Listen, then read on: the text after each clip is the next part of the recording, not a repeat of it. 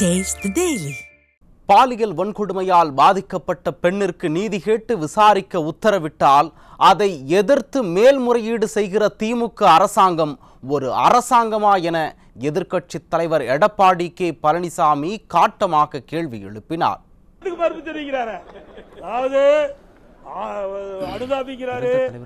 அவருடைய மாநாட்டுக்கெல்லாம் அவர் போவாராம் வருவாராம்.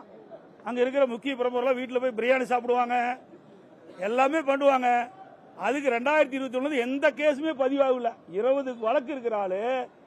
திராவிட முன்னேற்ற கழக ஆட்சிக்கு வந்த பிறகு இவர் மேல எந்த வழக்கும் பதிவாகல. எப்படி பதிவாகும்? பெரிய பெரிய பிரமுகர் போய் சாப்பிடும்போது பதிவாகுமா? இதுல யாரோ ஒரு முக்கிய பிரமுகர் அகப்பட்டு விட்டதாக தெரிகிறது. அதுதான் யார் அந்த சார்?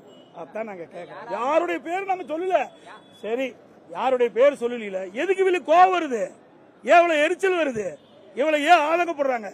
ஒவ்வொரு மந்திரி என்ன உயர்கல்வித்துறை மந்திரி போயிடுறாரு, சமூகத்துறை மந்திரி, சட்டத்துறை மந்திரி, போதாதுக்கு போக்குவரத்துறை மந்திரி, இப்படி மந்திரி மேல மந்திரிகள் அறிக்கை விடவிடத்தான் சந்தேகம் அதிகமாகுது. நாங்க யாரு பேரையுமே சொல்லலையே. உங்களுக்கு ஏன் இவ்வளவு பயம், எவ்வளவு அச்சம்? அதுக்கு மேல முதலமைச்சர் ஒரு நிகழ்ச்சிக்கு போறார், மாணவியெல்லாம் கலந்துக்கிறாங்க.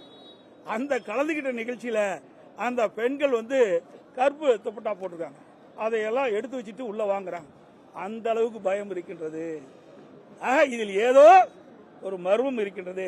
அந்த மர்மத்தை வெளியிலே கொண்டு வருவதற்கு தான் யார் அந்த சார் என்று அதிமுக கேட்குது.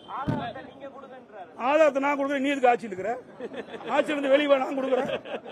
நாங்க இப்ப சிபி போட்டோம்ல, நாங்க பொள்ளாச்சி விவகாரத்துக்கு சிபி போட்டோமே இல்லையா? வழக்கு நடந்துட்டு இருக்கு இல்லையா? உயர்நீதிமன்றம் ஒரு பெண்ணுக்கு நீதி கிடைக்க வேண்டும் என்று சிபி வழக்கு போடுற விசாரிக்க சொல்றாங்க. அதை எதிர்த்து மேல்முறையீடு செய்கின்ற அரசாங்கம் ஒரு அரசாங்கமா?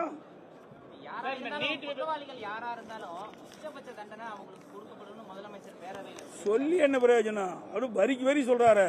அவர்தான் எங்களுடைய அனுதாபிக்கிறார். அப்படி அழுத்த திருத்தமா சொல்றார்.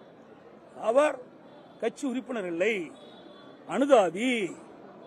எல்லா நிகழ்ச்சிக்கும் வருவார், மாநாட்டுக்கெல்லாம் வருவார், அப்படி எல்லாம் பேசுறாரு. அப்படி இதுல இருந்து நம்ம புரிஞ்சுக்க வேண்டாமா எந்த அளவுக்கு அவருக்கு முக்கியத்துவம் கொடுக்கிறார் என்பது முதலமைச்சரே தெளிவுபடுத்தினார்.